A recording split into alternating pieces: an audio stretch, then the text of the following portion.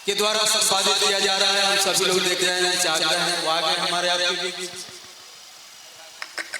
हम लोग सुनेंगे उनको गंभीरता से।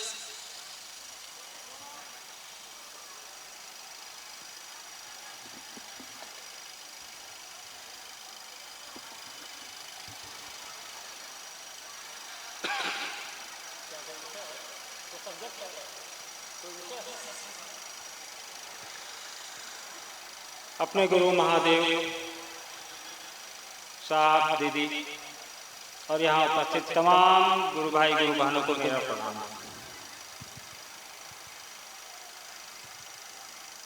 उद्घोषक महोदय ने मुझे विषय दिया है अपनों से अपनी बात।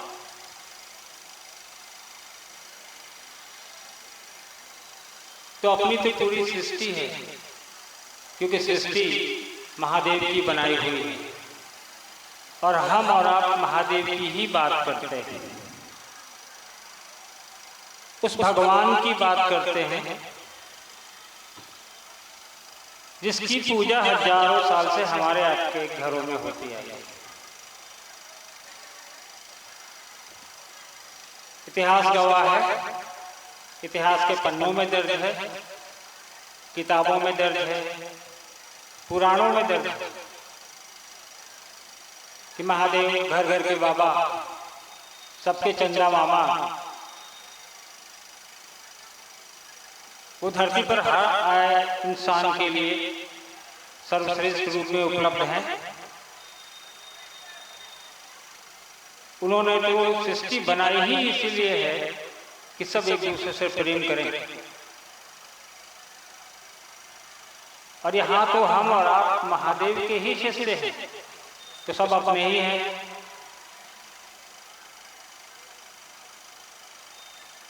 लेकिन यहाँ उपस्थित इतने बड़े जनसमूह को देखकर यह तो महसूस हो ही रहा है, यह तो एहसास हो ही रहा है कि आज से 35-40 साल पहले साहब और दीदी ने जो अलग जगाई थी,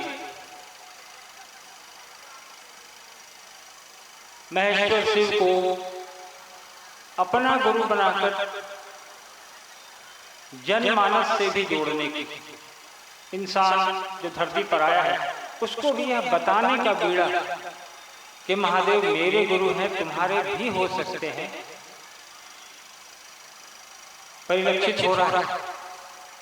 इतनी बड़ी संख्या में आप अपनों से अपनी बात कहने और सुनने आए हैं। अपने गुरु की बात, अपने साहब की बात, अपने दीदी की बात। आज से पहले मैं बचपन से देखता आया हूं, मैंने वो दिन भी देखे हैं जब साहब कार्यालय जाते थे। आप लोगों में से बहुत सारे लोगों को पता होगा कि साहब बिहार प्रशासनिक सेवा के अधिकारी भी थे और आपके इसी कोसी क्षेत्र में मधेपुरा जिले में मजिस्ट्रेट के रूप में तैनात भी थे 80 के दशक में। उन दिनों हम लोग स्कूल में पढ़ते थे, छोटी कक्षा में, तो कई दफे हम लोगों ने पाया कि साहब शाम के समय कार्यालय से गाड़ी से आते, किसी न किसी एक आदमी को अपने साथ बिठा के लाते, उसको यह समझाते यहाँ घर पे लाके महादेव के बारे में। कई दफे तो हम लोगों ने देखा कि वही आदमी जो रात में शाम के दौरान हमारे ड्राइंग रूम में बैठ के शिव की चर्चा सुन रहा है, साहब का खाना खा रहा है। और कई बार सुबह तक हमने पाया कि हम जब स्कूल जाने को तैयार हो रहे हैं तो भी वो आदमी वहां बैठा है और वही शिव की चर्चा चल रही है।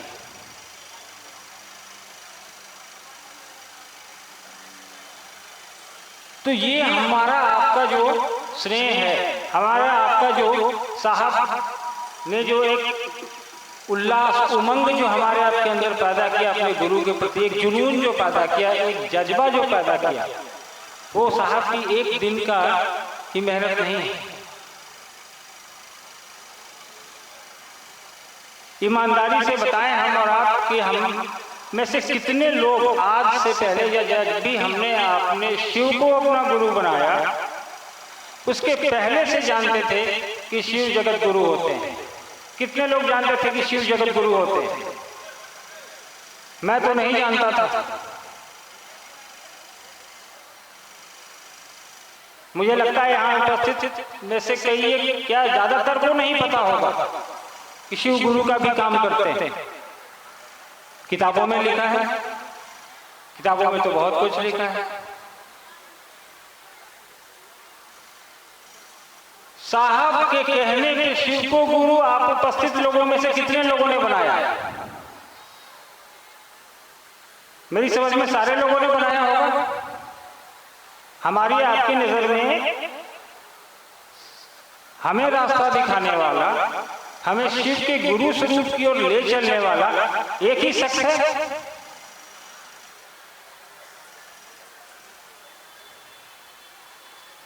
वो शख्स है साहब श्री हरिंद्रानंद। और उनका साथ दीदी नीलम आनंद ने अहर्निश दिया, अपने पूरे जीवन काल में दिया, उसके बाद भी देती रही हैं वो। इस बात से इत्तेफाक हम लोगों ने कभी नहीं किया कि एक अधिकारी, एक जमींदार की बेटी, इन लोगों को क्या जरूरत पड़ गई कि शिव के गुरु स्वरूप को जन जन तक पहुंचाने का बीड़ा इन्होंने उठाया। कभी सोचते तो होंगे आप लोग क्या के लिए हरिनाथ साहब को क्या हो, क्या कर रहे हैं? आप जी को पकड़ के अपना पैसा लगा के, अपना खाना खिला के, अपनी गाड़ी में बिठा के ये समझाना कि महादेव गुरु का काम करते हैं। भाई ये एक तरीका है, मान लो तुम्हारा कल्याण होगा।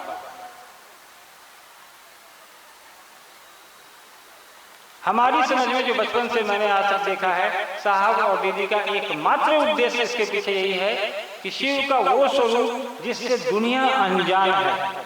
शिव के तो हजारों नाम हैं, स्वरूप कई एक हैं, हम आप भी इन्हीं के अंश हैं। अभी थोड़ी देर पहले कोई गुरु भाई बता रहे थे ना कि किताबों में लिखा है कि शिव के शिष्य हैं 112, शिव के शिष्य प्रशिष्य किताबों में भी हैं, शिव पुराण में भी उनकी चर्चा है। लेकिन वो चर्चा उन किताबों से बाहर निकल के नहीं आई, हम तक आप तक नहीं पहुंच पाई। क्यों? इसके पीछे कोई ना कोई कारण तो होगा। जबकि भगवान के रूप में वो सर्वसुलभ है, हर इंसान के लिए वो उपलब्ध है, हर इंसान उनकी पूजा कर सकता है। तो भाई गुरु के रूप में वो इतने स्थापित क्यों नहीं हुए? इतने बड़े बड़े शिव के शिष्य हुए किताबों में, उन्होंने लोगों तक ये बात क्यों नहीं पहुंचाई कि मैं उनका शिष्य हूं, आप भी बन सकते हैं?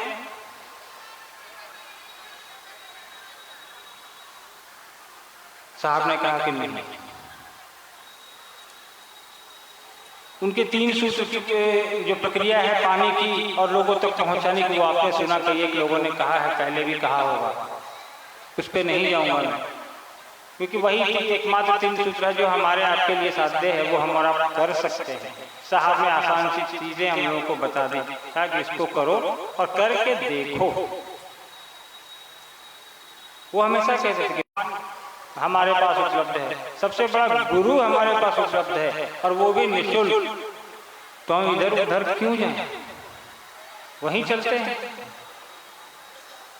साहब ने यही प्रक्रिया की, पहले खुद को जोड़ा, उसके बाद टेस्ट किया। कई एक सालों तक साहब ने किसी को नहीं बताया घर से बाहर कि महादेव गुरु होते हैं। जब उनको अनुभूति हुई तब जाकर उन्होंने कहना शुरू किया लोगों को। मधेपुरा जिले में तो कई दफे जब साहब लोगों को कहते थे, लोग कह देते थे कह रहे महादेव तो गुरु है ही, इसमें नया क्या बता रहा है? बात सही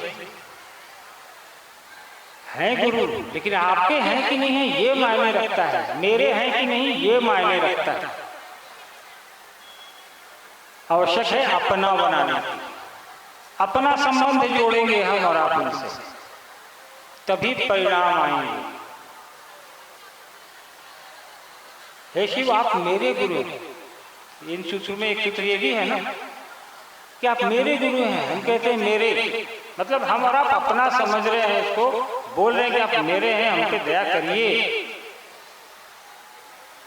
तो ये अपनापन का भाव, ये जब तक विकसित नहीं होगा, आगे के दोनों सूत्र भी किसी काम के नहीं होंगे। तो अपनापन का भाव विकसित करेंगे तो अपने लोग आपको मिलेंगे।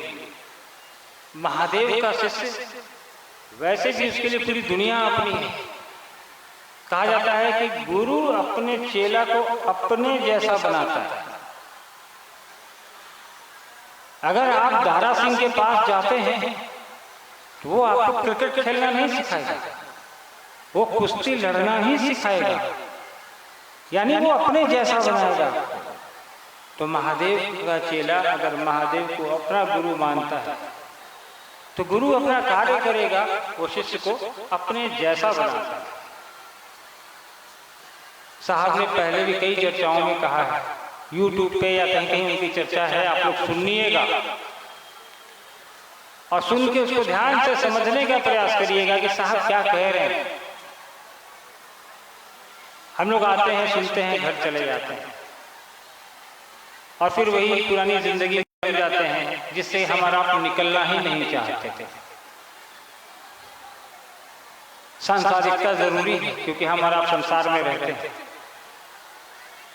लेकिन साहब ने कहा कि 24 घंटा में से थोड़ा समय निकाल के शिव की परिधि में रहना सीखिए।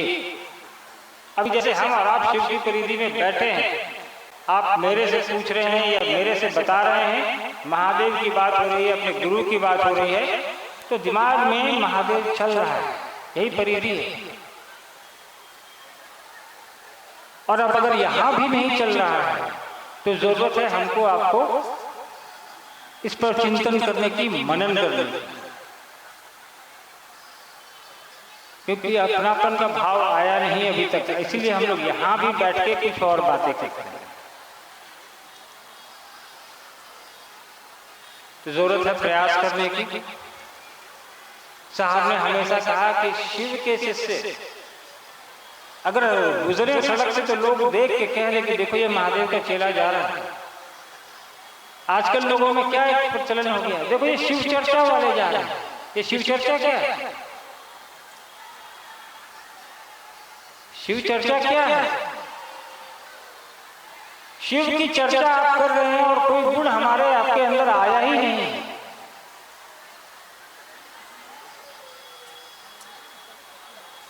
साहब ने कहा कि अगर आप अपना भाव संप्रेषित करेंगे उनको तो गुरु अपना काम करेगा, और गुरु काम करता है तभी आप और हम यहाँ बैठे हैं। इस गर्मी में भी हजारों लोग यहाँ बैठे हैं, परेशान हैं, पसीने से सर्वतर है, लेकिन गुरु की बात करने, गुरु की बात सुनने के लिए यहाँ उपलब्ध है। तो हमको आपको चाहिए कि साहब और दीदी की जो हमसे आपसे अपेक्षा है, जो आकांक्षा है, उस पर हम खरे उतरें। उस भगवान की, उस जगत गुरु की गुरु स्वरूप में स्थापना के निमित्त हमने आपने जो संकल्प लिया है साहब के माध्यम से, उस संकल्प को आगे बढ़ाने के लिए हम सब चलें। लेकिन उसके पहले अपने अंदर भी ये संकल्प जागृत करें कि मुझे वैसा ही बनना है जैसा गुरु बनाना चाहता है। गर्मी ज्यादा है, समय ज्यादा नहीं लूंगा। बरखा दीदी आप लोगों के बीच बैठी हैं, आपसे बात करेंगे वो, लेकिन इस उम्मीद के साथ आप लोगों से बात को समाप्त करना चाहूंगा कि साहब की अपेक्षा और साहब की उम्मीदों वाला शिव शिष्य बनकर दिखाना है हम लोगों को। भीड़ इकट्ठी करना साहब का कभी मकसद नहीं रहा। एक शायरी है या कविता है कि भीड़ इकट्ठी करना मेरा मकसद ही नहीं। मकसद नहीं उनका, सूरत भी नहीं, सीरत भी बदलनी चाहिए। मतलब कि चेहरा बदलने से कोई लाभ नहीं है, अंदर से बदलना होगा। भीड़ तो हम लोगों ने 5-5 लाख 8-8 लाख की देखी है। तो भीड़ के साथ, भीड़ में बुरी बात नहीं है, लेकिन जिस मकसद की ये भीड़ है उस मकसद में कामयाब हो, इस उम्मीद के साथ आप सभी से अगली मुलाकात कहीं बेहतर जगह पर हो, बेहतर स्थिति में हो, बेहतर परिस्थिति में हो। आप सभी को मेरा प्रणाम है। धन्यवाद। प्रणाम।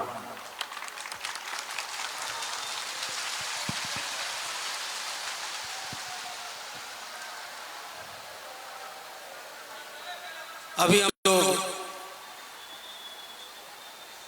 अर्चित भैया को सुन रहे थे,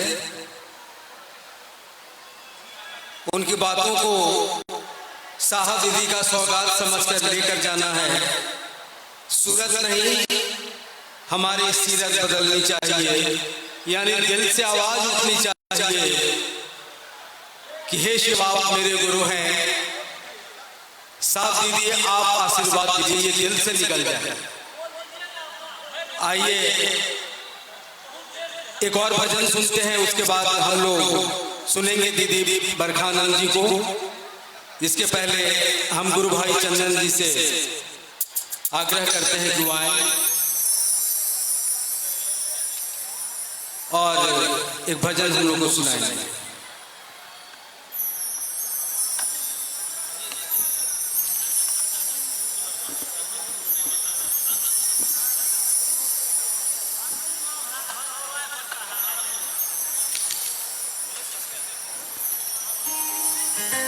हेलो, देखिए बहुत देर से ये बच्ची खड़ी है मंच पर, नाम बता रही है अंशु कुमारी, और ये घर बता रहे हैं औराज।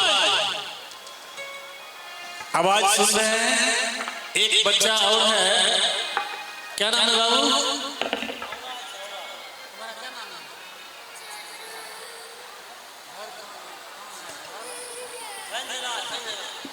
एक लड़का और है जो नाम बता रहा है छोटू कुमार, घर बता रहा है झंझरा। ओ भाई मंच पे नहीं आएंगे, खोया पाया केंद्र है। मम्मी का नाम बता रहे हैं मंजू।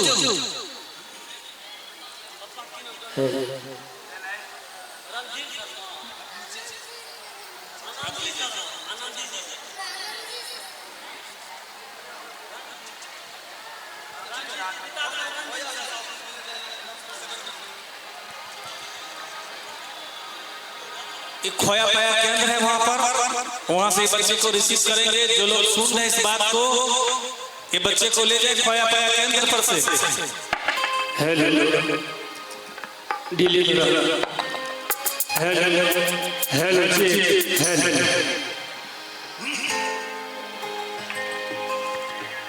यह जो अद्भुत दृश्य,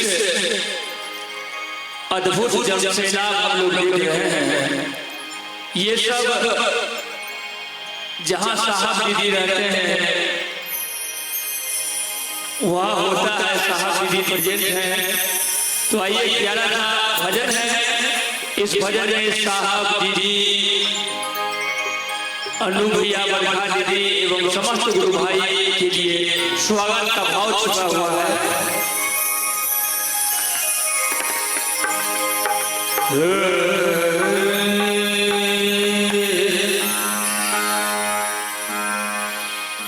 घर मंदिर नहीं मोतम,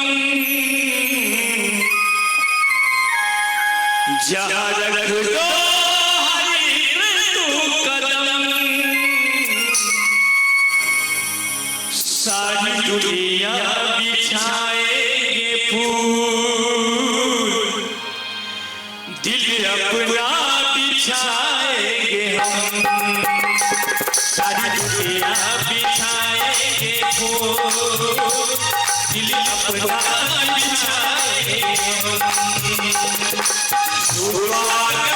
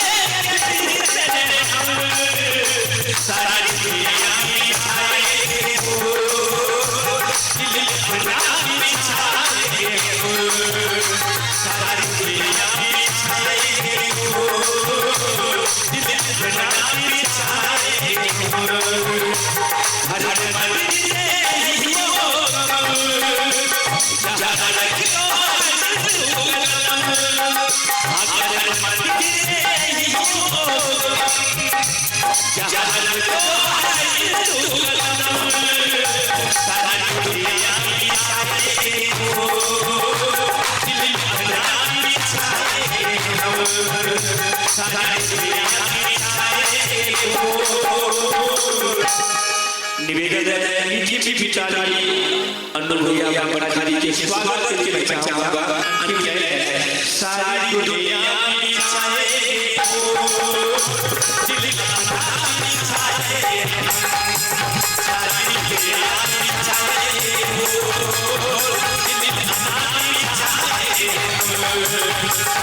दुनिया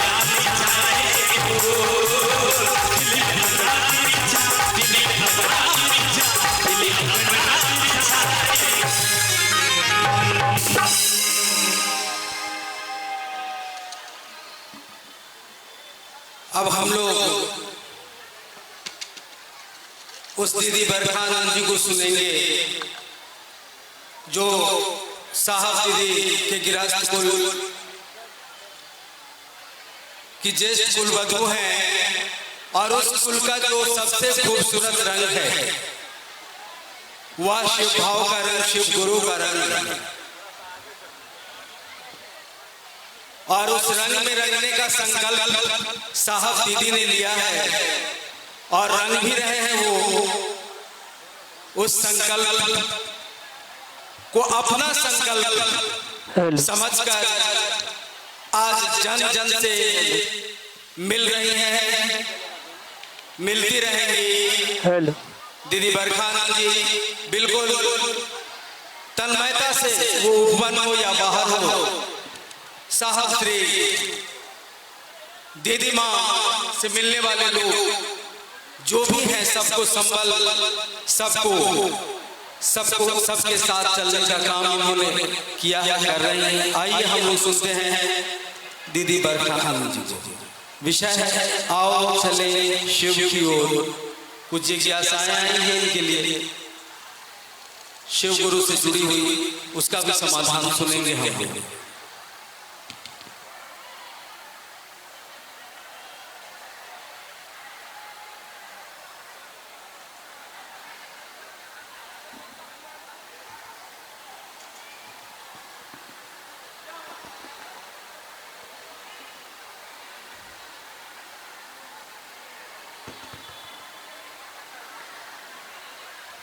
मेरे गुरु महेश्वर शिव को मेरा प्रणाम है। इस काल खंड के प्रथम शिव के शिष्य और हम सबों के परम आदरणीय वरेण्य गुरुभ्राता साहब श्री हरिनानंद जी के चरणों में मेरा प्रणाम है। शक्ति स्वरूपा माँ नीलमानंद जी के चरणों में मेरा प्रणाम है। और खगड़िया जिले के विभिन्न स्थानों से आप जो गुरु भाई गुरु बहन आए हैं और इस मैदान में उपस्थित हैं, आप सभी के चरणों में मेरा प्रणाम।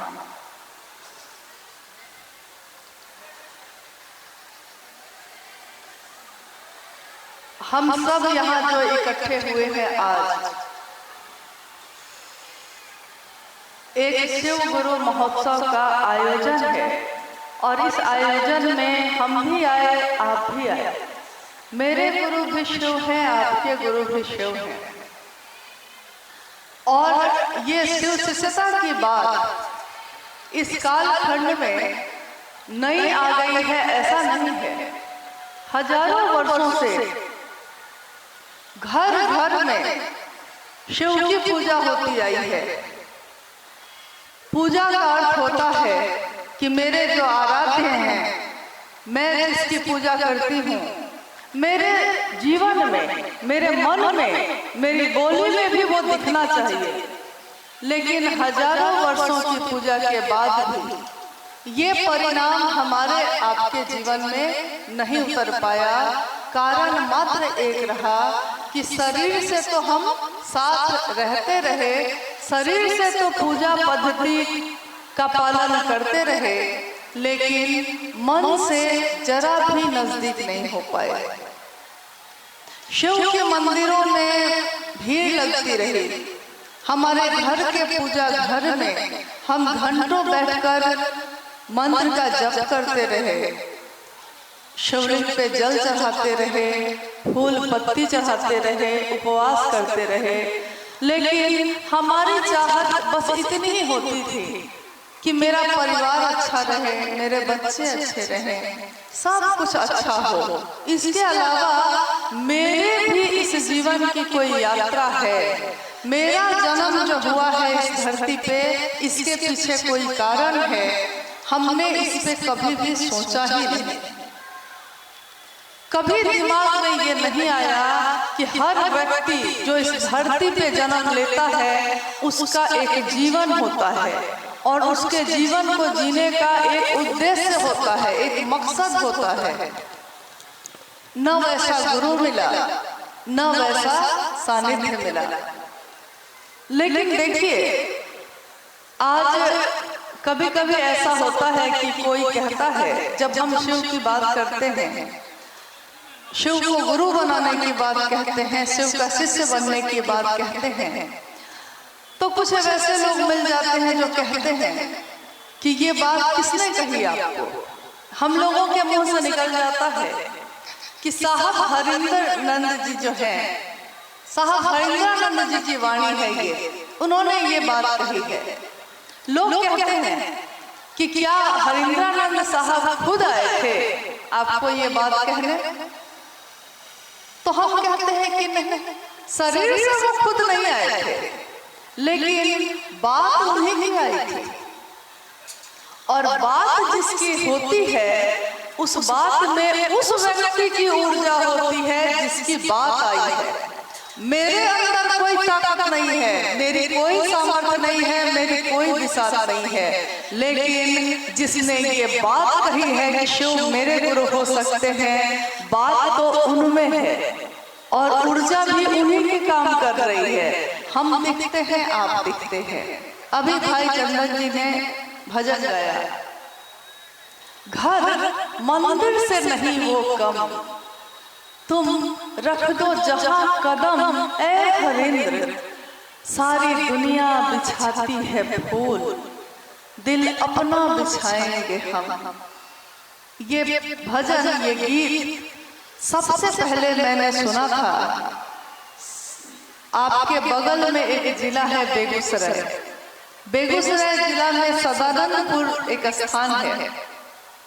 साहब और माँ लीला मानंद जी के साथ मैं आई थी उसमें, और शिव गुरु संगोष्ठी का आयोजन हुआ था। उस समय 2 दिन का आयोजन होता था।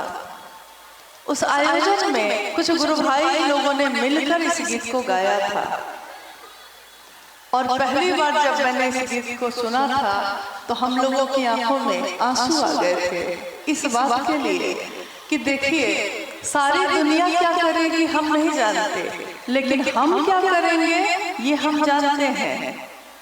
सारी दुनिया फूल तोड़ती है और न्योछावर कर देती है, भेंट कर देती है। हम सामान्य लोग हैं, सामान्य से भी सामान्य, अति सामान्य लोग हैं। हमारे पास फूल न हो तो हम अपना दिल ही बिछा देते हैं।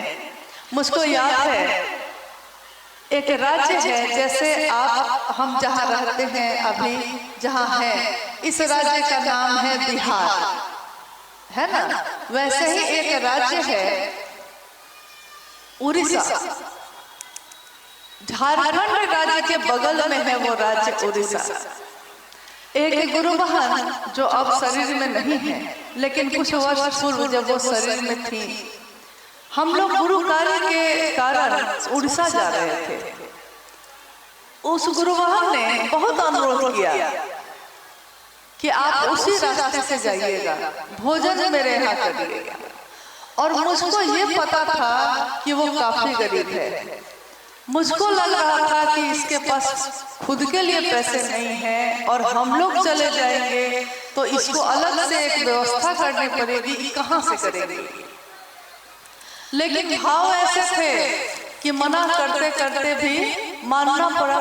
भावेन लभते देवता, भावेन देव दर्शनम, भाव से देवता लभ्य हो जाते हैं, मिल जाते हैं, उनका दर्शन हो जाता है। तो भाव ऐसी चीज है जिससे हम किसी भी चीज को मनवा सकते हैं। तो उस गुरु बहन की बात को हम लोगों को माननी पड़ेगी। जब हम लोग वहां पहुंचे थे, ये बच्चे थोड़े छोटे ही थे, जब पहुंचे उसकी झोपड़ी थी, छोटी सी झोपड़ी नुमा घर था। उस घर में भी जगह जगह से वो टूटा हुआ था, लेकिन उस झोपड़ी को उसने अपने पेटी में जो साड़ी थी उस साड़ी को निकालकर साड़ी से ही दीवारों को ढक दिया था। और इसलिए ढक दिया था कि उसको लगा कि कहीं दीवार जो टूटी हुई है जगह जगह से दिखाई न दे जाए, तो ढक देते हैं, सुंदर कर देते हैं। हम लोग जब वहां पहुंचे तो हम लोग देख रहे हैं कि चारों तरफ साड़ी से सजावट की हुई है। तो हम लोगों को लगा कि साड़ी की सजावट तो पहली बार देखी है। तो उस गुरु बहन ने कहा, दीदी, मेरा घर टूटा फूटा है और साहब का संदेश लेकर ही तो आप आए हैं। साहब ही आए मेरे लिए, तो मेरे साहब जब आए तो मेरा ये छोटा सा घर, ये छोटी सी कुटिया उनके योग्य बन सके, इसके लिए मेरे पास जो था मैंने उससे सजा दिया।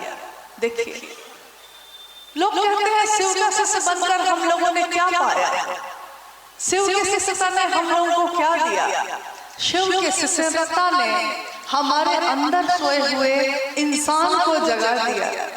इंसान का मानवीय गुण होता है, किसी भी इंसान का मानवीय यानी एक मानव का गुण ये होता है कि वो प्रेम करता है, सहानुभूति करता है, स्नेह करता है, ममता रखता है।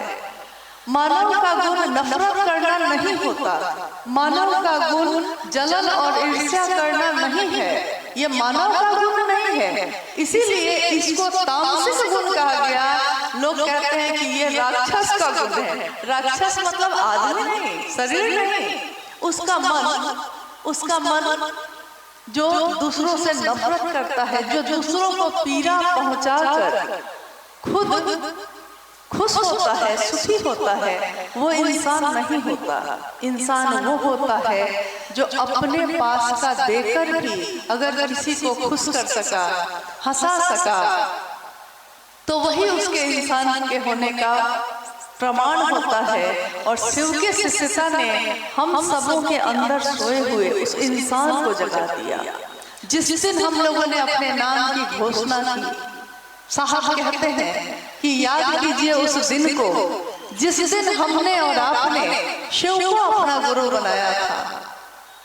कितना सुंदर मन था हमारा, कितने अच्छे मन से माना था हम लोगों ने। किसी ने कहा था कि शिव को कहने अपना गुरु बनाते हैं, दुख है, कष्ट है, कोई रास्ता नहीं दिख रहा है, महादेव को गुरु बना लीजिए ना। किसी ने कहा, कोई माध्यम बन के आया था, बात लेकिन साहब हरिनानंद जी की ही लेकर आया था। और मेरे मन ने, आपके मन ने इस बात को स्वीकार किया।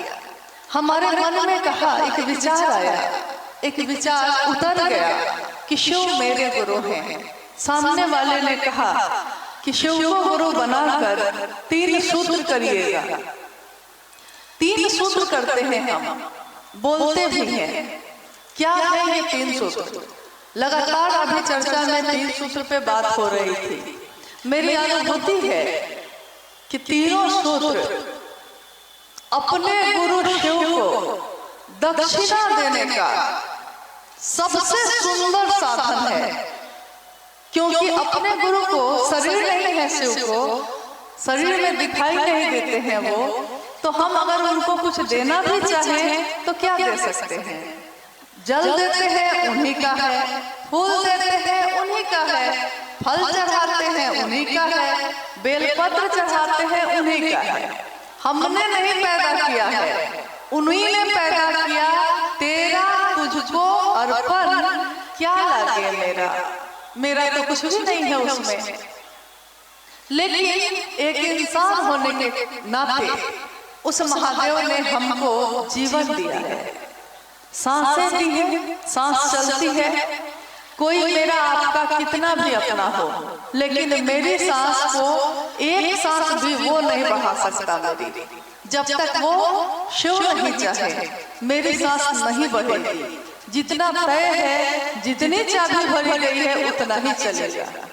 यानी ईश्वर के सिवा, शिव के सिवा हमारा आपका अपना यहाँ कोई नहीं है। दिखते सब हैं, लेकिन होते बहुत कम, नहीं के बराबर। पहला सूत्र में जब हम कहते हैं हे शिव, हे शिव, हमको आपको क्या आता है? न तो बहुत अच्छा पढ़े हैं, न तो बहुत अमीर है, न तो बहुत बड़ा मंत्र जपने वाले हैं, ज्ञानी भी नहीं है। हमेशा याद कीजिए, साहब ने कहा कि ये शिव गुरु का मंच है। इस मंच से शिव की बात होती है, गुरु की बात होती है। लेकिन याद रखिएगा, यहाँ कोई प्रवचन करता नहीं आया है, प्रवचनकर्ता का अर्थ होता है कि दूसरे की लिखी हुई बोली हुई बात को प्रस्तुत करना। तो साहब ने कहा हमेशा कि शिव की चर्चा प्रवचन नहीं है, सत्संग नहीं है, ये जागरण की अनुपम विधा है। जागरण की हर व्यक्ति के दिल में वो शिव जाग जाए। तो जिस क्षण हमने शिव को अपना गुरु बनाया, हमने घोषणा की, अभी जो आप बार बार कोई चीज अच्छी लग रही थी तो आप कह रहे थे जागा जागा महादेव, हर बात में कह रहे थे जागा जागा महादेव, यानी मन को छूता है तो याद शिव आते हैं। बोल कोई रहा है लेकिन याद शिव की आई है तो मुंह से शब्द निकल जाते हैं जागा जागा महादेव। लेकिन जिस दिन हमने आपने घोषणा की थी, उस दिन हम लोगों ने चाहे जिस कारण से की थी, सोचा यही था कि शिव मेरे गुरु होंगे। और हम लोग कौन लोग हैं? समाज में रहने वाले अमीर, गरीब, सामान्य, अति सामान्य। अति सामान्य का अर्थ ये है, इतना अति सामान्य कि अगर बारिश के समय में इस क्षेत्र में बाढ़ आ जाती है तो हम लोगों को नाव पे चलना पड़ता है, अपने घर को छोड़कर मचान पे रहना पड़ता है, घर भी नहीं बना पाते हैं तो बांध पे जाके रहना पड़ता है। न्यूनतम व्यवस्था में रह के भी, ये साहब श्री हरिंद्रानंद जी की वाणी है, न्यूनतम व्यवस्था में रहकर भी शिव होया जा सकता है। ये हम सबको समझ देने वाले हैं हमारे साहब हरिंद्रानंद जी। उन्होंने कहा कि तुम्हारे पास कुछ भी नहीं है, भौतिक जगत में बड़ा घर नहीं है, बड़ी गाड़ियां नहीं है, संपत्ति और साधन नहीं है, सुख नहीं है, कुछ भी नहीं है। तो कभी कभी एक फिल्म का डायलॉग याद आ जाता है, दो भाई आपस में बात कर रहे हैं। उस फिल्म में, बहुत पुरानी फिल्म है, शायद आपने देखी हो या नहीं, लेकिन उस फिल्म में मुझको जहां तक याद आता है, दो भाई की बात हो रही है। एक भाई कहता है दूसरे भाई से, मेरे पास बंगला है, गाड़ी है, मोटर कार है, पैसा है, सब कुछ है, तुम्हारे पास क्या है? दूसरा भाई कहता है मेरे पास माँ है, माँ। और सारे लोग जो देख रहे थे फिल्म, सारे लोग ताली बजा रहे थे। तो मुझको उस समय ये लगा कि देखिए, एक बच्चे के लिए सबसे कीमती होती है उसकी माँ। एक बच्चा जब रोता है, कोई आकर उसके हाथ में खिलौना देता है, लेकिन वो बच्चा खिलौने में फेंक देता है, पैसा देता है, फेंक देता है, नहीं मिठाई चॉकलेट देता है तब भी फेंक देता है। और माँ आती है तो उसके गले से लग के मुस्कुराने लगता है। शिव की शिष्यता भी ऐसी है, सम्मान दीजिए, लोग फेंक देते हैं। हम क्या करेंगे भैया आपका सम्मान लेकर? लोग कहते हैं भाड़ा ले लीजिए, तो हम कहते हैं कि भाड़ा आपका क्यों लेंगे भाई? जब महादेव ने 5 रुपया दिया है, 1 रुपया बेटा के लिए और 1 रुपया घर के लिए खर्च करते हैं, तो 1 रुपया महादेव के लिए भी कर सकते हैं। लोग अभी कह रहे थे चर्चाओं में, जो भी आया, मेरा शिव है वो, मेरे गुरु है वो। जब मेरा होता है कोई, हम उसका व्यापार नहीं करते। जब मेरा होता है कोई, हम उसके लिए अपना सर्वस्व देते हैं। हम अपने बेटे का व्यापार नहीं करते, हम अपने परिवार का व्यापार नहीं करते, हम अपना जिसको भी समझते हैं उसका व्यापार नहीं करते। लेकिन अगर शिव की शिष्यता में कभी ऐसा हो तो सावधान होने की घड़ी है। मेरे गुरु शिव हैं, आपके गुरु शिव हैं, शिव का व्यापार मत होने दीजिएगा। आज साहब हरिंद्रानंद जी शरीर में नहीं है, माँ नीलमानंद शरीर में नहीं है, लेकिन इस धरती पे वो शरीर में उतरे थे, इस धरती पे वो विचरण किए हैं, चले गए इस धरती पे। और जब इस धरती पे वो चल रहे थे, उनके साथ साथ जो लोग चले थे उस समय महादेव के काम में, उस समय चलने वाले लोग कौन थे?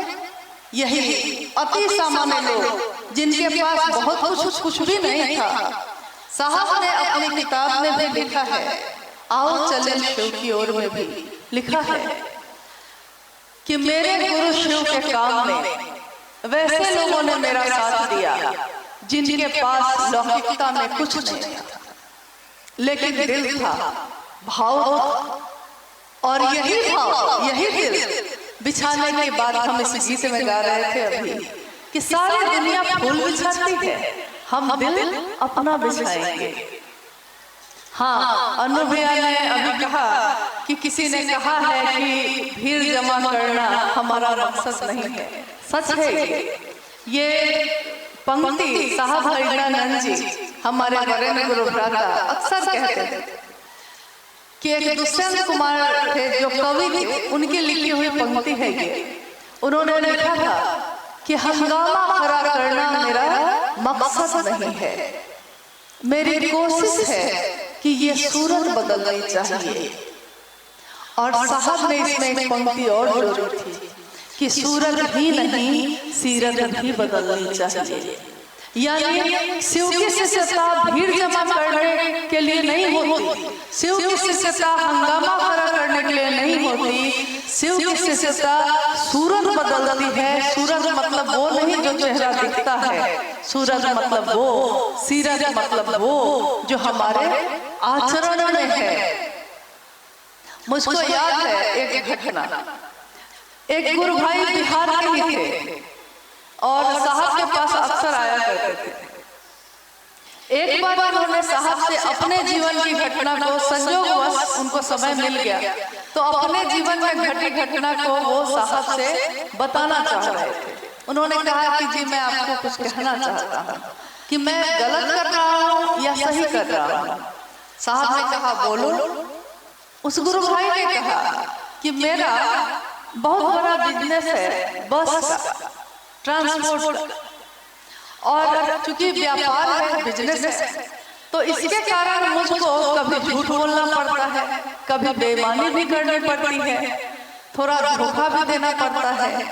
लेकिन प्रतिदिन मैं अपने शिव को, अपने गुरु शिव को ये कहता हूँ कि महादेव आप तो जानते हैं ना कि मैं कैसा हूँ, पतित हूँ, पापी हूँ, अधम हूँ, मैं ऐसा ही हूँ। मैं अपने गुरु शिव को कहता हूँ कि महादेव आप तो जानते हैं मैं कैसा हूँ, लेकिन तब भी मेरे ऊपर अपनी दया बनाए रखिएगा।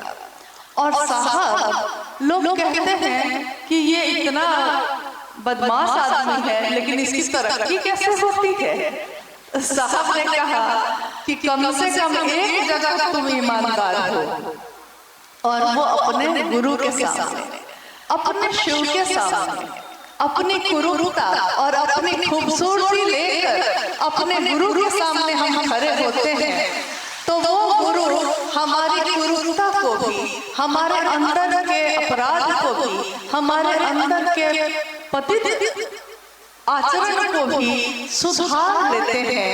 अब शब्द अर्चना के सुधार लेंगे शंभु, हे उर के बल जा गलहार लेंगे शंभु। वो शंभु यानी जो स्वयं से उत्पन्न हुआ है। शंभु अगर उसके पास सांप भी जाता है, लेकिन टेढ़ा चलने वाला सांप की प्रवृत्ति होती है कि हमेशा वो टेढ़ा चलता है। सांप की प्रवृत्ति है ये कि वो डसता है, डसना उसका स्वभाव है। जहर उसके अंदर है ही, वो क्या करे, उसका कोई दोष नहीं है। लेकिन तब भी जहर रख के भी, टेढ़ा चल के भी, अगर वो सांप, वो उर के बल, सीने के बल उस शिव के पास जाता है तो वो शिव उसको अपने गले में धारण करते हैं, गले में स्थान देते हैं।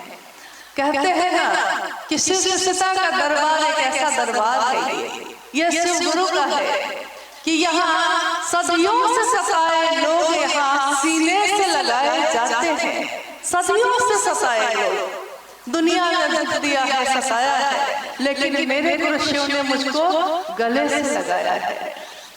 तो उस सांप को गले में धारण करते हैं। चंद्रमा पे कलंक लगा, इतना कलंक लगा कि वो दिखता था। चंद्रमा शर्मिंदा होकर महादेव के पास गया। महादेव ने कहा, तुम कलंकित हो, दुनिया के लोग तुमको कलंक की दृष्टि से देखते हैं, लेकिन आओ मैं तुमको अपने सिर पे धारण करता हूँ। और महादेव की तस्वीरों में हम देखते हैं कि वो कलंकित चंद्रमा उनके माथे पे सजा हुआ है, शोभायमान है। देखिए, भाला भी है पीछे, त्रिशूल भी है पीछे, सारी चीजें विपरीत हैं एक दूसरे के। एक तरफ चांद है, शीतलता देता है, माथे पे है। एक तरफ सांप है, जहर देता है, टसन देता है, गले में धारण किए हैं। त्रिशूल के बारे में कहा जाता है कि महादेव का त्रिशूल जो दिखता है वो संसार के दैविक, दैहिक, भौतिक तीनों तरह की चीजों को एक साथ दग्ध करता है। वो त्रिशूल तस्वीरों में दिखता है।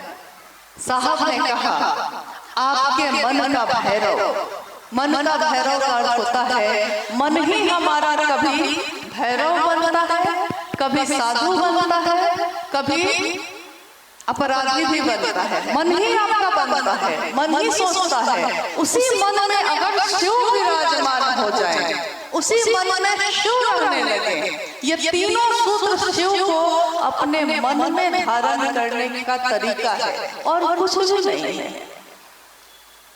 मन ही मन शिव से कहते हैं, हम पे दया करिए। शिव की चर्चा करते हैं, शिव को मन ही मन प्रणाम करते हैं। ये तीनों सूत्र में, तीनों काम में मन शामिल नहीं हो तो क्या होगा? काम ही नहीं होगा, तीनों सूत्र होगा ही नहीं। और मन शामिल हो तो क्या होगा? मेरे मन में अब शिव भारी हो जाएंगे, महादेव भारी हो जाएंगे, जगत के रिश्ते हल्के हो जाते हैं। कहते हैं ना, जगत के रंग क्या देखो, तेरा दीदार काफी है। इस जगत का रंग उस जगह पे एकदम फीका हो जाता है जब महादेव का एहसास मेरा आपका मन करता है। तो उस मन में अगर शिव रहने लगे तो क्या होगा? शिव हमारे मन को पतितता पावन करते हैं, पतित से पावन करते हैं। यानी कि मेरे मन की खराबियों को अपने आप, हमारे मन की संकीर्णता को अपने आप तिरोहित कर देते हैं। जैसे कपूर हम लोग रखते हैं ना, पूजा में जो कपूर जलाते हैं, कपूर को ऐसे रख दीजिए तो थोड़ी देर बाद देखिएगा कि वो पूरा का पूरा उड़ गया, दिखाई नहीं दे रहा है। यानी अपने आप उड़ गया, आपने उसके लिए कोई प्रयास नहीं किया, हवा में घुल गया। शिव की शिष्यता ने हम सबको जाति, धर्म, संप्रदाय, वर्ण, अमीर गरीब का भेद सबसे परे किया है। इसीलिए शिव की शिष्यता को कहा जाता है कि शिव की शिष्यता जाति, धर्म, संप्रदाय, लिंग, वर्ण से परे की बात है। ये साहब की वाणी है। अभी देखिए, शिव की चर्चाओं में गांव-गांव में शिव की चर्चा हो रही है। लोग अपने घरों से निकल जाते हैं।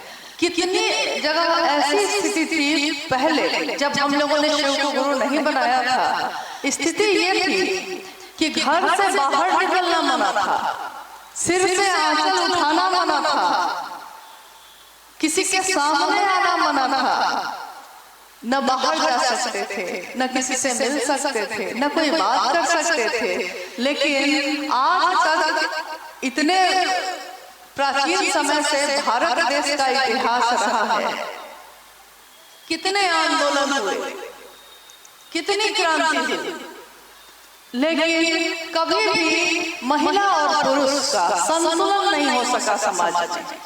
कभी भी ऐसा नहीं हुआ पूर्व में महिलाएं आगे हो गई तो पुरुष पीछे हो गए, अब पुरुष आगे हो गए तो महिलाएं पीछे हो गई। लेकिन हमारे गुरु शिव का एक रूप है अर्धनारीश्वर का, यानी पुरुष और स्त्री का समान संतुलन।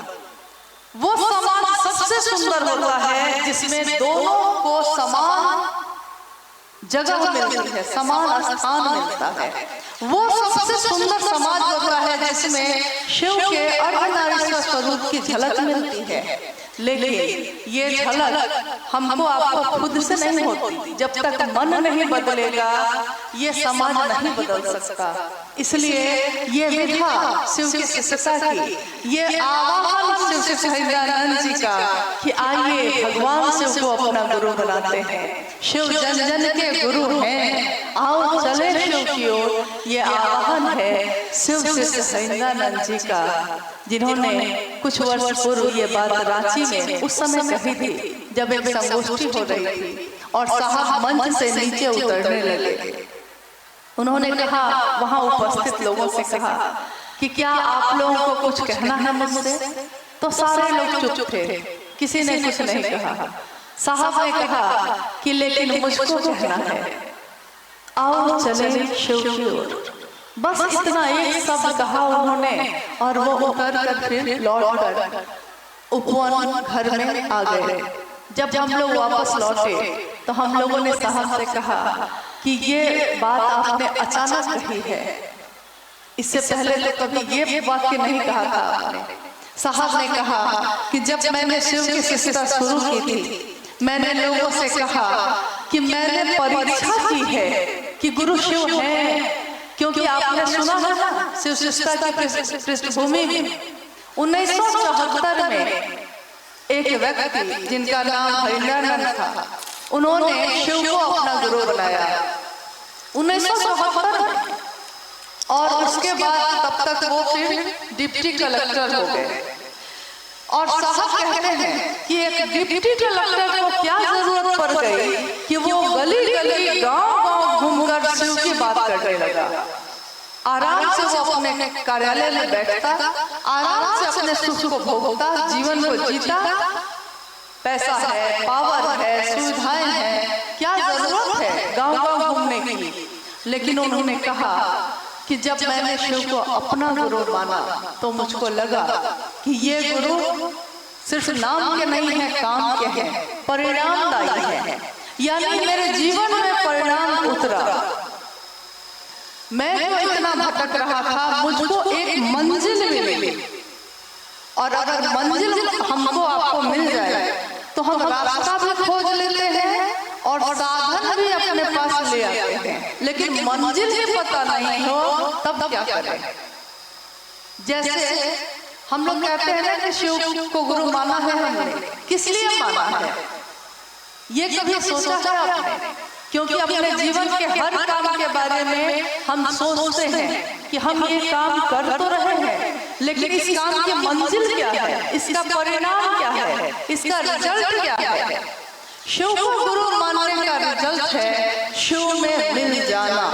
हमारी आपकी मंजिल एक है, शिव। मंजिल है भगवान शिव स्वयं, यानी वो शिव स्वयं ही मंजिल है, वहीं तक पहुंचना है। रास्ते में बहुत सुंदर सुंदर जंगल है, फूल है, घाटियां हैं, लेकिन शिव का शेष गड्ढे भी है। लेकिन शिव का शेष गड्ढों को भी देखते हुए गुजर जाता है, बाजार को देखते हुए भी गुजर जाता है, और खूबसूरत फूलों को देखते हुए भी गुजर जाता है। जिंदगी हमारी अगर कीचड़ है, जिंदगी हमारी कीचड़ है, ये क्या इसलिए कह रही हूँ कि कीचड़ मतलब कि वो कीचड़ नहीं, एक तुलना की जाती है। लेकिन अब मान लीजिए खगड़िया जिले की बात करें, बहुत जिले हैं जो बहुत तरक्की कर चुके हैं, लेकिन खगड़िया जिला हर साल, ये पूरा कोसी का क्षेत्र हर साल बाढ़ के कारण इतना तबाह होता है कि वो चाहकर भी तरक्की नहीं कर पाता। लेकिन सोचिए कि अगर जीवन यही है हमारा, स्वीकार किया हमने, यही जीवन है हमारा, लेकिन इस कीचड़ में भी अगर कमल खिलता है तो दुनिया कमल को देखती है, कीचड़ को नहीं। अगर जीवन कांटा है, कांटे ही हैं हमारे जीवन में, क्या करें, कांटे ही हैं, क्या करें, कष्ट है, क्या करें, दुखी दुख है।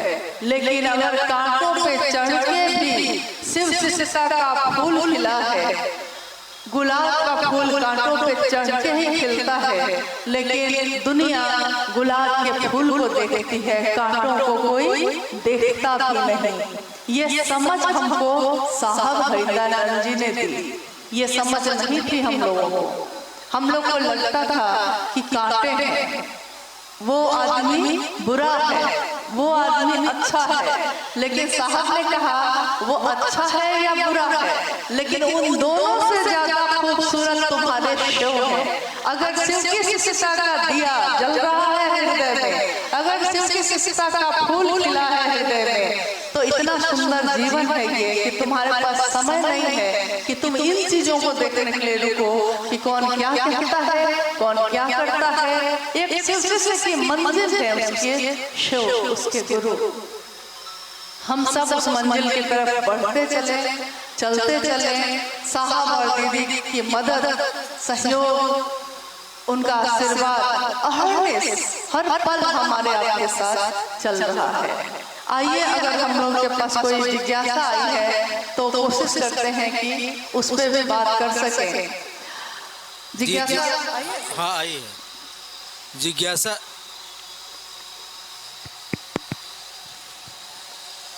Hello hello hello.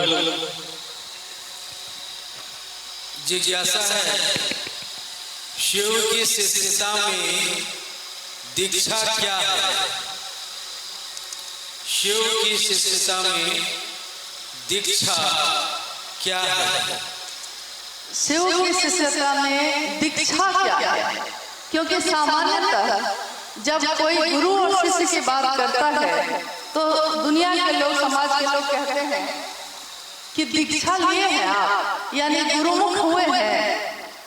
दीक्षा देना मतलब हम लोग समझते रहे हैं आज तक, हमारे इस समय में जो जी रहे हैं उससे पूर्व तक हम समझते थे कि दीक्षा का अर्थ होता है कि गुरु जी कान में कोई मंत्र देंगे और कहेंगे कि ये मंत्र सिर्फ तुम्हारे लिए है, किसी और को मत कहना। अभी तक तो यही होता था कि शरीरधारी गुरु कोई हो, चाहे वो गुरु हो या सदगुरु श्रेणी के भी हो, तब भी वो कहते हैं कि ये मंत्र है गुरु का, दे रहा हूँ तुमको, लेकिन ये सिर्फ तुम्हारे लिए है, तुम्हारे कल्याण के लिए है, दूसरे को बताना भी नहीं है। पूरा जीवन वो अपने मंत्र को दूसरे को बताने की हिम्मत भी नहीं करता है। देखिए, शरीरधारी गुरु और शिष्य परंपरा में तो ये हो सकता है, लेकिन जगत गुरु शिव की परंपरा में, जगत गुरु शिव को जब हम अपना गुरु बनाते हैं तो वो शिव शरीर में नहीं है, लेकिन उन्होंने साहब हरिनंदन जी के माध्यम से हवा के झोंके के साथ नमः शिवाय मंत्र दिया है।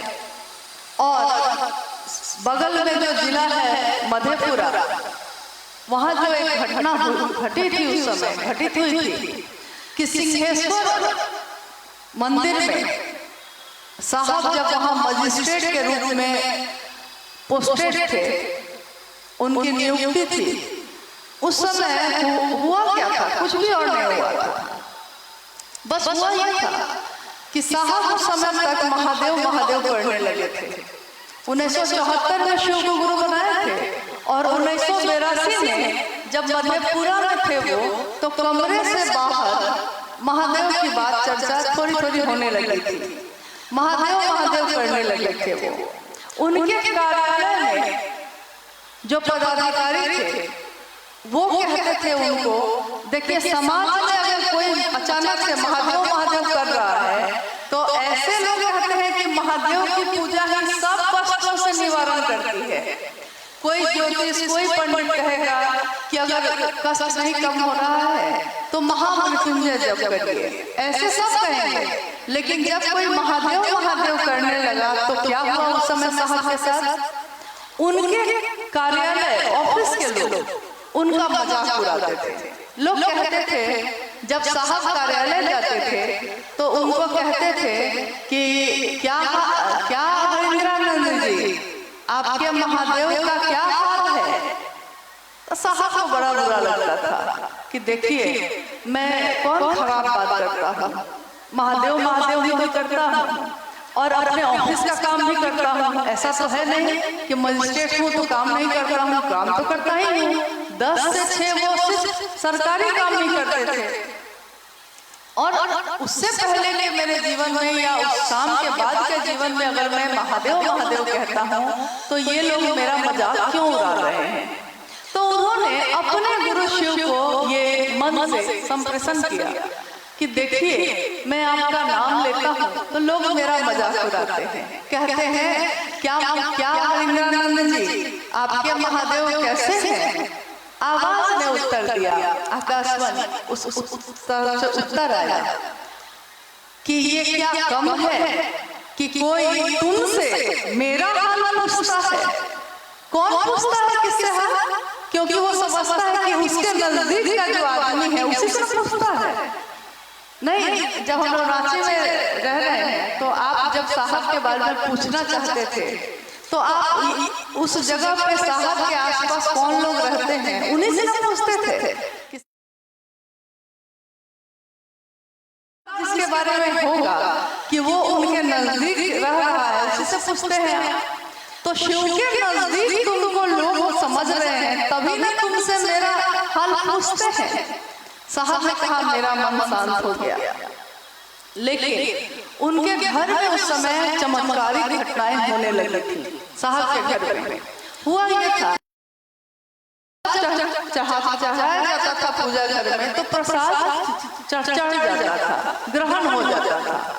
मिठाइयाँ जो रहती थी वो कम हो जाती थी, कभी बढ़ जाती थी, कभी वो मिठाइयाँ उसमें शामिल हो जाती थी जिसको चढ़ाया ही नहीं गया है।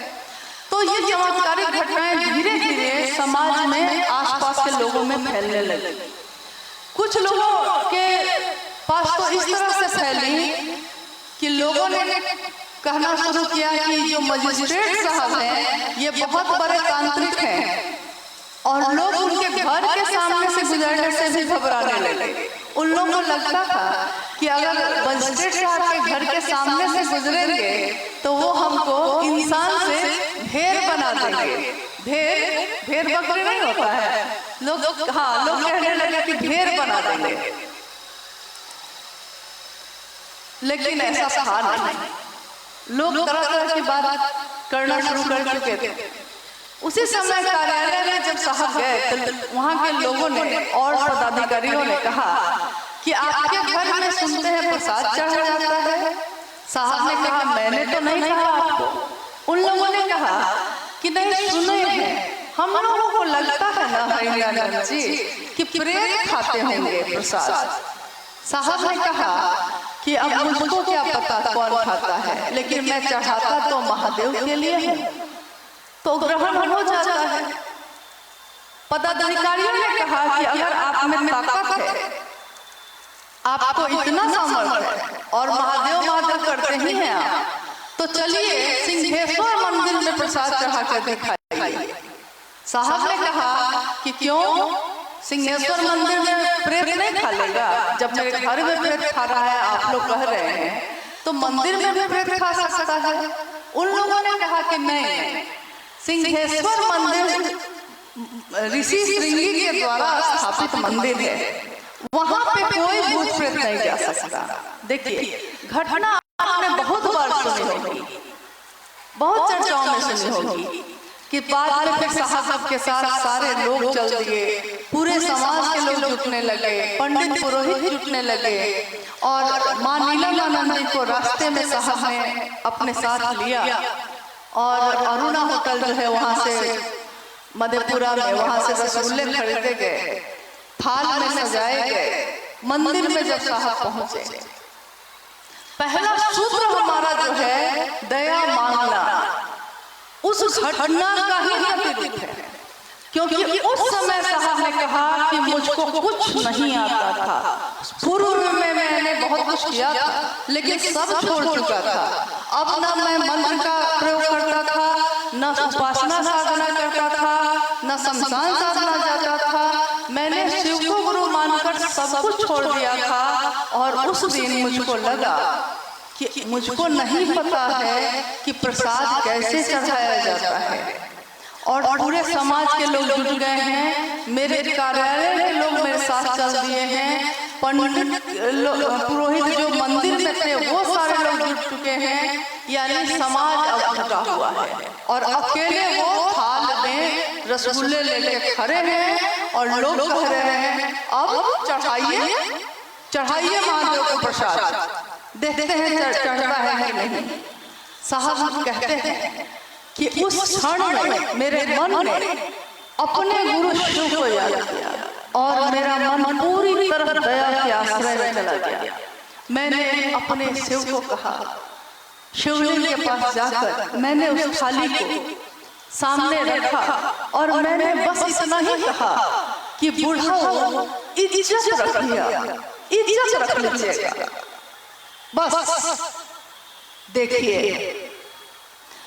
हमारे गुरु शिव अपने शिष्य की इज्जत कैसे रखते हैं। साहब बाहर निकल गए, दरवाजा बंद कर दिया गया।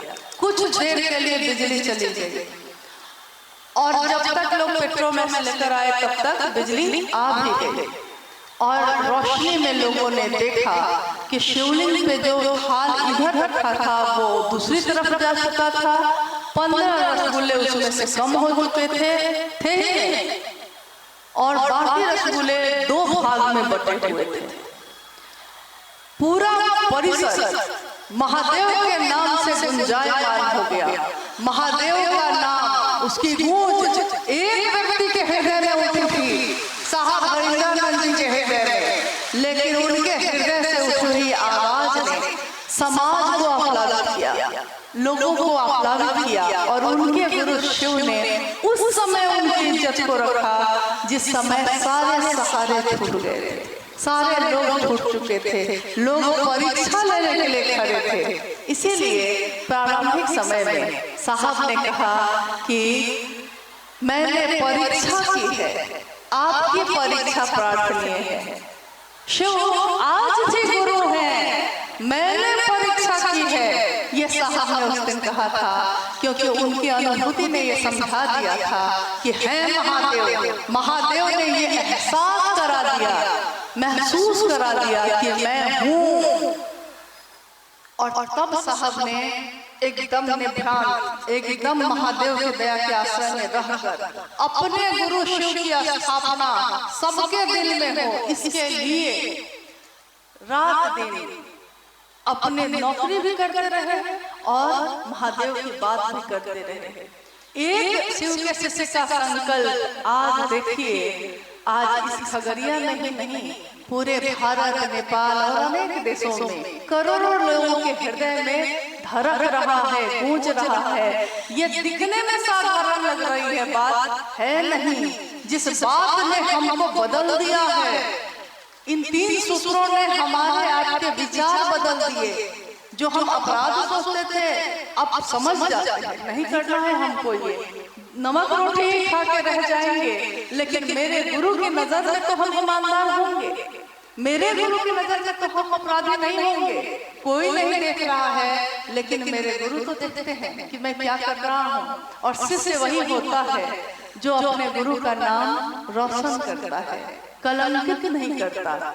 हम सभी शिव के शिष्यों को भी शिव के गुरु स्वरूप के लिए जो ये विचार हमारे मन में प्रवेश किया है, यही है दीक्षा यानी शुरुआत। जो जिज्ञासा थी कि दीक्षा क्या है, प्रारंभ करना, शिव की शिष्यता का प्रारंभ यानी विचारों में प्रवेश। साहब ने कहा विचार दिमाग में प्रवेश लेता है, लेकिन धीरे धीरे वो गहरा होता है। यही विचार हम बार बार दोहराते हैं, हम बार बार कहते हैं, बिना मन के भी अगर जबरदस्ती भी करते हैं तो परिणाम वही होता है। हम बार बार ये कहते हैं, हे शिव आप मेरे गुरु हैं, मैं आपका शिष्य हूँ, मुझे शिष्य पर दया करिए। हम दूसरों के साथ शिव की चर्चा करते हैं, हम अपने गुरु को प्रणाम करते हैं और ये तीनों काम करते करते हमारा मन ऐसा हो जाता है कि करत करत अभ्यास के जरमती होत सुजान। अभ्यास करते करते तो जरमती यानी जो मरा हुआ है, पत्थर है वो, उसमें भी प्राण आ जाते हैं। हम आप तो इंसान हैं, महादेव महादेव करते हैं हम लोग। शिव की स्थापना इस समाज में हो, दिल में हो, ये तभी होगा जब मेरी वाणी, मेरी बोली, मेरा आचरण भी वैसा ही होगा जैसा किसी शिव शिष्य का होना चाहिए, क्योंकि हमको आपको देखकर ही कोई दूसरा शिव की तरफ चलेगा। इसलिए हमारे मनसा वाचा कर्मणा भी ऐसा होना चाहिए कि लोग शिव की तरफ मुड़े, प्रेरित हों। दूसरी जिज्ञासा है, नमः शिवाय महामंत्र शिव के समग्र स्वरूप को प्रणाम निवेदित करता है, कैसे? नमः शिवाय मंत्र, यानी हम तीसरे सूत्र में इस मंत्र का उपयोग भी करते हैं। हालांकि साहब ने कहा कि तीसरा सूत्र अपने गुरु शिव को प्रणाम करने की विधा है। इसको समझाने के लिए साहब ने कहा कि मन ही ना आपका प्रणाम करता है किसी को, लेकिन ऐसे दुनिया में हम लोग बहुत लोगों को प्रणाम करते हैं। मेरे ही एक अफसर थे, जब आते थे तो मैं कहता था प्रणाम सर, तो वो कहते थे प्रणाम प्रणाम हरिदानंद जी। लेकिन जब वो चले जाते थे तो मैं दूसरे से कहता था बड़े बेईमान अफसर हैं, गरीबों का खून चूसते हैं। देखिए, मैं जानता था कि वो कैसे हैं, लेकिन औपचारिकता शिष्टाचार के सामने आ गए हैं तो प्रणाम कर लिया है। एक गांव में साहब ने कहा कि एक गांव में एक सास करके हम लोग प्रणाम करते हैं, तो उस बहू ने अपनी सास को भी 5 बार प्रणाम किया, पूरा सिर पे आंचल उचल लेकर प्रणाम किया। सास थोड़ी देर बाद बाहर चली गई। उस व्यक्ति ने उस बहू से पूछा कि लगता है तुम्हारी सास बहुत मानती है तुमको, कितना प्रेम से तुम उसको प्रणाम कर रही थी। बहू ने कहा बहुत दुष्ट है, बहुत बदमाश है, हम तो रोज सोचते हैं कि बुढ़िया मरेगी कब, लेकिन अब परंपरा है प्रणाम करने की तो कर रहे हैं। देखिए, मन में सोचते हैं ये कर रहे हैं ये। तो साहब ने कहा कि ऐसा प्रणाम महादेव को मत कर देना, महादेव को मन से ही प्रणाम करना भाई। हाँ, महादेव मेरे घर का मुखिया है, महादेव मेरे घर के सब कुछ है। हाँ, जैसे कोई बूढ़ा हो जाए घर में तो हम लोग उसको खाट एक दे देते हैं और कहते हैं कि बाबा अब आप यहीं रहिएगा, आप इधर उधर मत करिए, परेशानी होती है, यहीं खाना मिल जाएगा आपको। जो मालिक था उस घर का जब वृद्ध हो जाता है, उसी घर के लोग उसको एक कोना पकड़ा देते हैं और कहते हैं कि हमको जब समय होगा तो हम आएंगे आपके पास। साहब ने कहा कि आज तक महादेव की पूजा हम लोगों ने की है, लेकिन उसको एक कोना दे दिया है पूजा घर का। एक कोना में रहिएगा महादेव, एक मंदिर में रहिएगा महादेव, मेरे जीवन में मत आइएगा महादेव। लेकिन साहब ने उस महादेव को हमारे जीवन में उतार दिया, हमारे दिलों में उतार दिया। हम सुबह जगते हैं तो हमको महादेव की याद रहती है। हम भले देखने में लगते हैं हम लोग कि कोई चाय बना रहा है, कोई घर साफ कर रहा है, कोई दुकान खोल के बैठा है, देखने में लग रहा है कि सांसारिक काम कर रहा है, देखने में सांसारिक काम लग रहा है, लेकिन उसका मनन कर रहा है पल प्रति पल अपने गुरु को कि कब ये दुकान बंद करने का समय होगा तो चर्चा में जाएंगे। दुकान पे कोई आ गया है तो कब उससे सिर्फ चर्चा कर ले। घर का काम जल्दी जल्दी बना के खाना बना के रख देना है इसलिए कि शिव चर्चा में जा सके।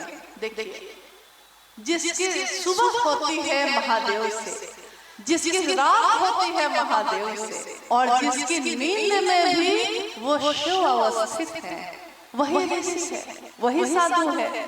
तो गृहस्थ आश्रम में रह के भी अगर हमारा आपका मन शिव से जुड़ता है, ऐसी अद्भुत बात आज तक के जगत में, आज तक की दुनिया में कभी नहीं हुई कि हर व्यक्ति शिव को बना सकता है अपना, ऐसा कभी नहीं हुआ। कुछ विशेष लोग आए, कुछ ज्ञानी, कुछ ब्रह्मचारी, जिन्होंने अपने गृहस्थ आश्रम को छोड़ दिया, जिन्होंने अपना सांसारिक जीवन छोड़ दिया, वो किसी गुरु की शरण में आए।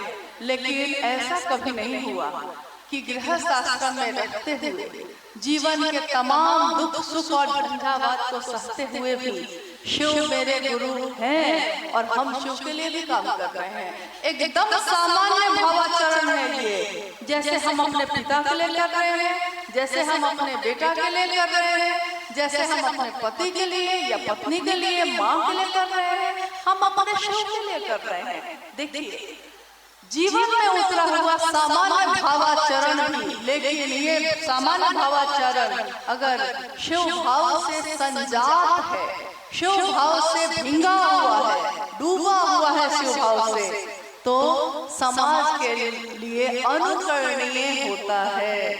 समाज के लोग उसका अनुकरण करते हैं, आपकी तरह वो भी बनते हैं। शिव की शिष्यता का विचार ही शिव की दीक्षा है। और गुरु की दक्षिणा में जब हम कुछ भी नहीं दे पाते तो हम इतना ही कहते हैं कि दया करिएगा महादेव। हम इतना ही करते हैं कि आपका आज तक गुणगान आपके पूजा घर में किए थे, आज दुनिया में करते हैं।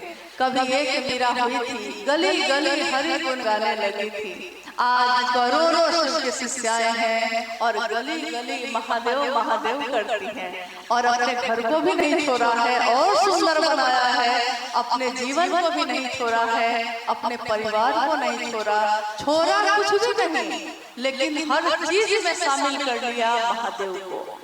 ये अद्भुत सी बात है। उतनी ही सुंदर जितने सुंदर शिव हैं वैसी बात। शिव शिष्यों का इहलौकिक उद्देश्य क्या है?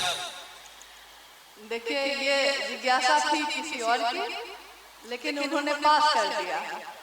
अभी हम लोगों ने जो बात की, शिव शिष्यों का इहलौकिक उद्देश्य क्या है? इहलौकिक का अर्थ होता है इस जगत में एकमात्र उद्देश्य क्या है, किसी एक का। जैसे कोई कहता है कि मेरा यही उद्देश्य है, कोई कहता है मेरा वो उद्देश्य है, लेकिन शिव के शिष्यों का उद्देश्य क्या है, मकसद क्या है? हम शिव की चर्चा क्यों करते हैं? हम शिव शिष्यता से लोगों को क्यों जोड़ते हैं? हम उनको क्या दे सकते हैं? क्योंकि हम तो गुरु है नहीं, आप गुरु है नहीं, तो हम क्या दे सकते हैं? और साहब शरीर में हर जगह गए नहीं हैं, लेकिन उनके विचार गए हैं, और जिसके विचार शिव से जुड़े हैं। देखिए इस बात पर बहुत गौर करिएगा। मेरे विचार को अगर हम किसी के पास पहुंचाएंगे तो वो मेरी क्षमता का परिणाम लाएगा, उतना ही असर लाएगा जितने मेरे अंदर ताकत होगी। लेकिन जिसकी इच्छा है वो और जिसके विचार हैं उसकी बात अगर उनके अनुसार पहुंचाइएगा किसी के पास, तो उसमें ताकत उनकी काम करेगी, मेरी और आपकी नहीं। ऊर्जा उनकी काम करेगी, मेरी आपकी नहीं। हम बस माध्यम होते हैं ये पहुंचाने के। शिव के शिष्यों का इहलौकिक उद्देश्य मात्र यही होता है कि वो स्वयं भी यथार्थ में सचमुच में शिव का शिष्य बने और दुनिया के लोगों को प्रेरित करे अपने मन से, अपने वचन से, अपने कर्म से, कि वो शिव की तरफ चल सके। चलिए अब 2 पल के लिए आप लोग जहाँ हैं वहाँ थोड़ा शांति से खड़े हो जाइएगा और मेरे अनुरोध को हृदय से सुनिएगा। ये शिव गुरु महोत्सव आप सबके सहयोग से आयोजित हुई। मेरे गुरु शिव की बात करने का सौभाग्य मिला, इसके लिए आप सभी का बहुत बहुत हम आभारी हैं। लेकिन शिव के शिष्य हैं हमारा, आप स्थिर से रहेंगे, जहाँ रहेंगे धीरे धीरे निकलेंगे। शहर के लोगों को पता भी नहीं चले कि शिव के शिष्य कब धीरे धीरे गुजर गए। बाहर बाजार है, लेकिन हब की न चली बात, हब की न चली बात। न तो जल्दी जल्दी चलिएगा, न तो हबक हबक के बोलिएगा, सहज ही रहिएगा, धीरे चलिएगा, सहज आराम से धीरे धीरे प्रस्थान करिएगा। किसी को कष्ट नहीं हो, किसी को धक्का धुक्की नहीं लगे, महादेव के अनुशासन में चलिएगा। शिव हमारे आपके गुरु हैं, आप सभी के चरणों में